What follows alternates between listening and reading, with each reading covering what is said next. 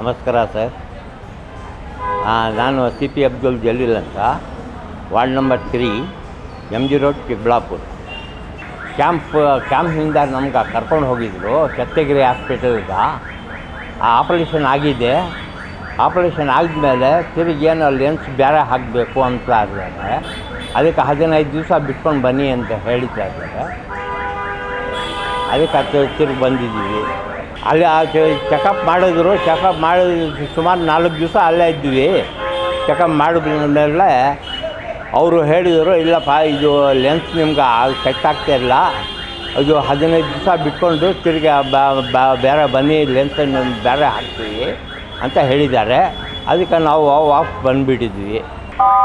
ಆಮೇಲೆ ಎಲ್ಲ ಸೌಕರ್ಯ ಎಲ್ಲ ಚೆನ್ನಾಗಿ ಮಾಡಿದ್ರು ಸರ್. ಊಟ ಅಪ್ಪಾರ ಎಲ್ಲ ಚೆನ್ನಾಗಿ ಮಾಡಿದ್ರು. ಅದೇ ಕೈಕಾಲು ನೋವು ಐತೆ ಅಂತ ಹೋಗಿದ್ವಿ. ಆಮೇಲೆ ನಮ್ಮ ಫ್ರೆಂಡ್ ಹೇಳ್ದ, ಕಣ್ಣು ಸೂಪು ಚೆನ್ನಾಗಿ ಕಾಡ್ತಲ್ಲಪ್ಪ ಅಂತ. ಅದಕ್ಕೆ ಹೋಗಿ ಅದು ನೋಡ್ತಾರಪ್ಪ, ಹೋಗಿ ನೋಡ್ಕೊಂಡು ಬಂದು ಅಂತ ಕರ್ಕೊಂಡು ಹೋಗಿದ್ರು. ಹಂಗೆ ಆಂಬುಲೆನ್ಸ್ ನನಗನ್ನ ಕರ್ಕೊಂಡು ಹೋಗಿದ್ರು.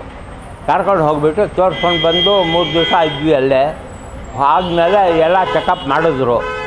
ಮಾಡಿದ್ಮೇಲೆ ಒಂದು ಸಲ ಏನು ಆಪ್ರೇಷನ್ ಆಯಿತು.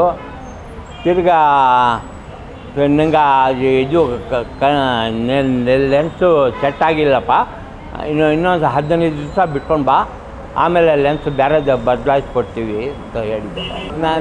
ನರ ಏನೋ ದಪ್ಪ ಆಗೋಗ್ಬಿಟ್ಟಿದೆ, ನಿಂಗೆ ಸ್ವಲ್ಪ ತೊಂದರೆ ಆಗುತ್ತೆ.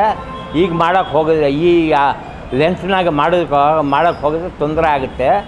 ಆಮೇಲೆ ಒಂದು ನಾವೇ ತರಿಸ್ಬಿಟ್ಟು ಮಾಡ್ತೀವಿ ಆಪ್ರೇಷನ್ನು ಅಂತ ಹೇಳಿದ್ದಾರೆ. ಕಾಂಗ್ರೆಸ್ನವರು ಬಂದು ಹೆಲ್ಪ್ ಮಾಡ್ಕೊಂಡು ಬಂದು ಆಂಬುಲೆನ್ಸ್ ನನಗೆ ಕರ್ಕೊಂಡು ಹೋಗಿದ್ರು. ಚೆನ್ನಾಗಿ ಸೌಕರ್ಯ ಮಾಡ್ತಾಯಿದ್ದಾರೆ. ಆಮೇಲೆ ಹೆಣ್ಮಕ್ಳಿಗೆಲ್ಲ 2,000 ರೂಪಾಯಿ ಕೊಡ್ತಾಯಿದ್ದಾರೆ. ಸೀರೆಗಳೆಲ್ಲ ಕೊಟ್ಬಿಟ್ಟು ಚೆನ್ನಾಗಿ ಸೌಕರ್ಯ ಮಾಡ್ಕೊಂಡು ಹೋಗ್ತಾಯಿದ್ದಾರೆ. ಮುಂದೆನೂ ಇವರೇ ಕಾಂಗ್ರೆಸ್ನವ್ರು ಬರಬೇಕಂತ ನಮಗೂ ಆಸೆ ಐತೆ. ಚೆನ್ನಾಗಿ ಅವರು ಚೆನ್ನಾಗೈತೆ, ಚೆನ್ನಾಗಿ ಬರ್ತಿದೆ. ಮುಂದೆನೂ ಅವರೇ ಬರಬೇಕಂತ ಇಷ್ಟ ಐತೆ.